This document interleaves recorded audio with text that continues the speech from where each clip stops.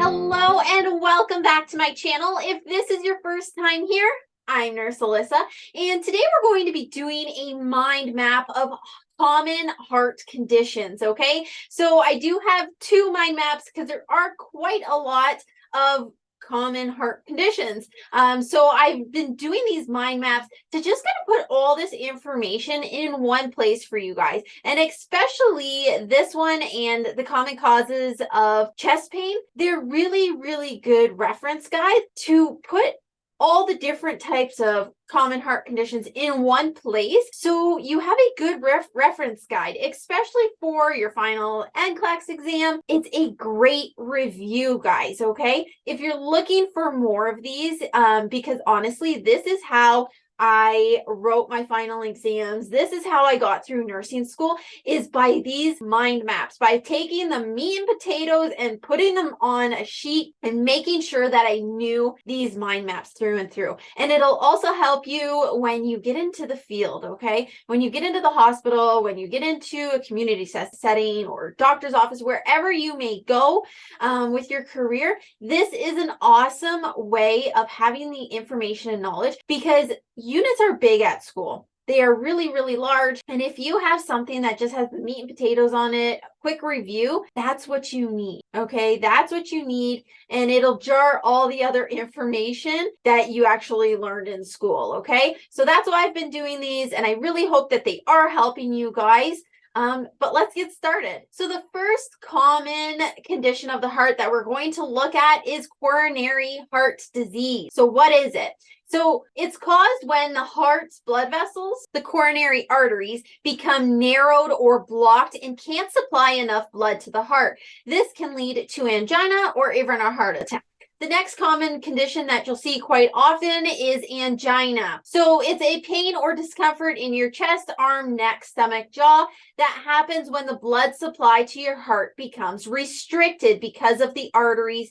They become narrow, okay? So this clogging is called atheroma. So angina is a symptom of coronary heart disease. So it's not an illness itself, but rather a symptom. So really, angina is the heart's way of telling you that it's not getting enough oxygen. So next we'll have a look at unstable angina, okay? So unstable angina, it can be undiagnosed chest pain or a sudden worsening of existing angina, okay? It happens when the blood supply to the heart is severely restricted, and angina attacks occur more frequently with less activity. So this can actually happen while you're sleeping and can last up to 10 minutes. The next condition that we have is a heart attack or a myocardial infarction. So this happens when the blood supply to part of the heart muscle becomes completely blocked, okay?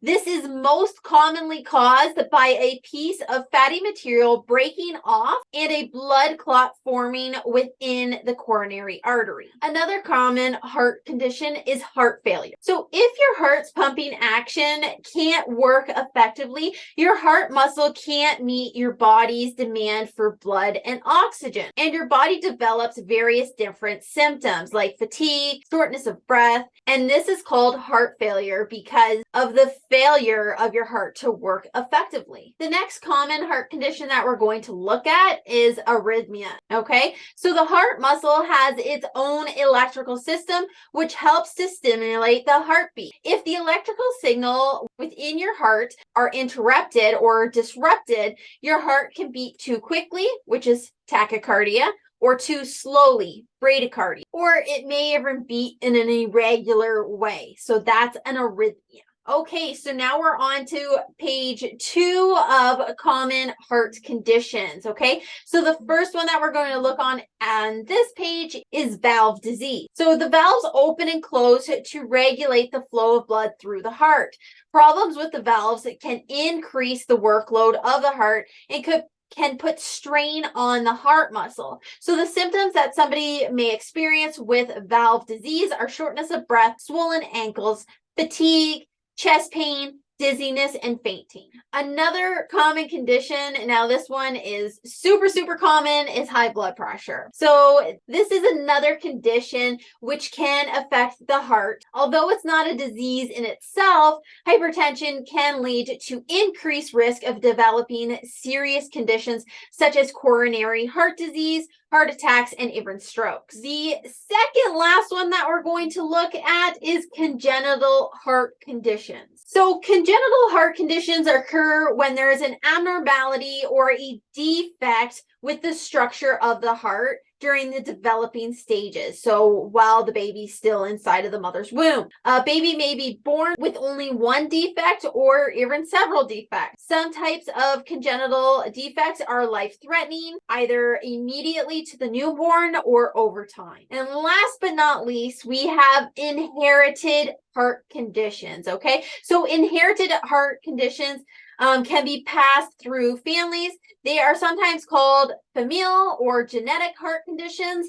They can affect people of any age and can be life-threatening. The first sign that there is a problem is when somebody dies suddenly with no obvious cause. These conditions are different from most congenital heart conditions, although some congenital heart conditions can also be inherited. So I hope this mind map, well, these two mind maps, it did give you a really good idea of the different common conditions of the heart. Okay, so I hope that you did find this helpful. If you're looking to print off all of my mind maps, you can check out my Etsy store. I have it linked down in the description. And if you haven't subscribed to my channel already, please do so you don't miss any of these mind maps coming out. But that's all I have for this video, guys. I hope you did find it helpful, and I hope to catch you in my next one. Bye for now.